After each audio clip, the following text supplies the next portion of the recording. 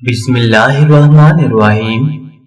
السلام علیکم دوستو، اگر آپ چاہتے ہیں کہ آپ کا پورا سال حفظ و امان اور کامیابی اور خوشحالی کے ساتھ عزت و احترام کے ساتھ گزرے تو اس کے لیے یہاں ہم ایک مختصر سا بہت آسان عمل لکھ رہے ہیں۔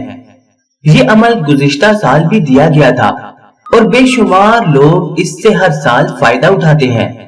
رمضان کا چاند دیکھ کر اپنا بنیادی مطلب اور مقصد دل میں رکھتے ہوئے متجزہ بار اس اسما کو ورد کریں اور پھر اپنے مقصد کے لیے دعا مانگے۔ کون سی آیت یا وظیفہ کرنا ہے؟ وظیفہ برائے روزگار۔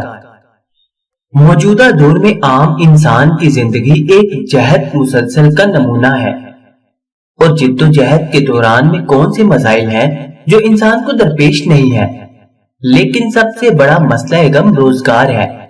اگر آپ بے روزگار ہیں تو رمضان کے مہینے میں نوچندی جمعرات، جمعہ، اتوار یا پیر کے دن سے یہ وظیفہ شروع کریں اور خدا کی قدرت کا نظارہ کریں۔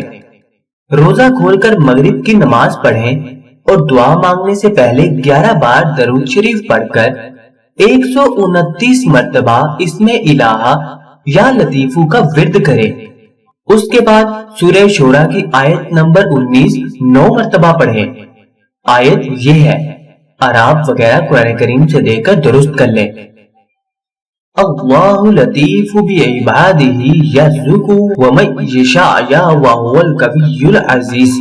پھر 11 بار درود شریف پڑھ کر رزق و روزگار کی ترقی اور کاروبار کے لیے یا بے روزگاری سے نجات کے لیے دعا کریں۔ یہ وظیفہ 40 دن تک کریں، انشاءاللہ بہت خیر و برکت ہوگی اور روزگار سے متعلق مشکلات میں آسانی ہوگی۔ خیال رہے کہ اس وظیفے کو اگر اس وقت تک جاری رکھا جائے جب تک خوشحالی نہ آ جائے تو یہ بہت افضل ہوگا، کیونکہ رزق میں فراوانی کے لیے یہ بہت ہی مجرب عمل ہے۔ جن لوگوں کے حالات ہمیشہ اپ اینڈ ڈاؤن کا شکار رہتے ہیں انہیں یہ وظیفہ لمبے عرصے تک جاری رکھنا چاہیے۔ اس کی برکت سے ان کی زندگی میں خوشحالی اور ترقی کے دروازے ہمیشہ کے لیے کھل سکتے ہیں، مگر یقین کامل بھی ضروری ہے۔ وسعت و برکت رزق۔